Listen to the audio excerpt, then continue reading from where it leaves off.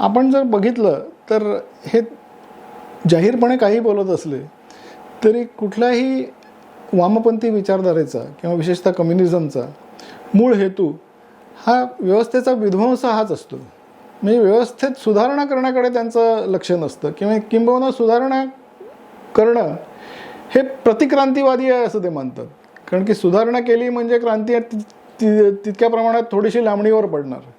जितकी परिस्थिती खराब होत जाईल, जितकी परिस्थिती कोसळत जाईल तितके लोक क्रांतीसाठी तयार होतील असं त्यांचं म्हणणं असतं. तर त्यामुळे हा व्यवस्थेचा पूर्णपणे विध्वंसच झाला पाहिजे. त्यामुळे सुरक्षा, देशाची सुरक्षा हा त्यांच्या दृष्टीने मुद्दाच नाही आहे.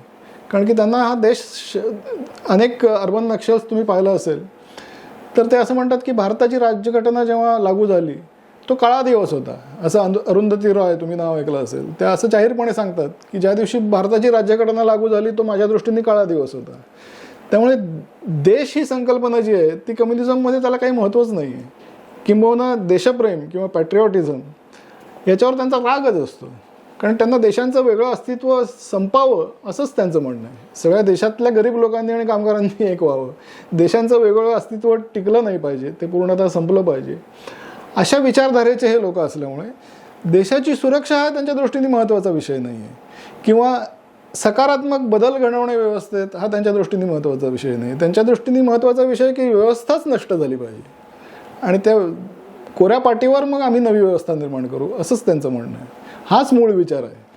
त्यांची कार्यपद्धती किंवा टेक्निक असं आहे की लोकशाही देशांमधल्या जी स्वातंत्र्य आहेत किंवा ज्या लोकशाही व्यवस्था आहे, ज्या संस्था आहेत, त्यांचा वापर करून घेऊन लोकशाहीलाच नष्ट करणे ही यांची कार्यपद्धती आहे.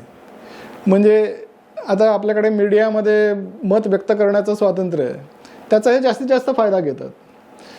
आपण न्यायव्यवस्थेकडे जाऊन कुठल्याही कायद्याविरुद्ध आपण दाद मागू शकतो, कुठल्याही घटनेविरुद्ध दाद मागू शकतो, त्याचा हे संपूर्ण फायदा घेतात.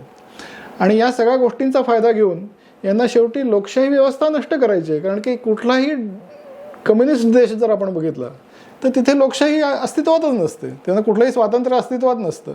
मीडियाला स्वातंत्र्य नसतं, न्यायव्यवस्थेला स्वातंत्र्य नसतं, स्वातंत्र्य हा शब्दच तिथे अस्तित्वात नसतो.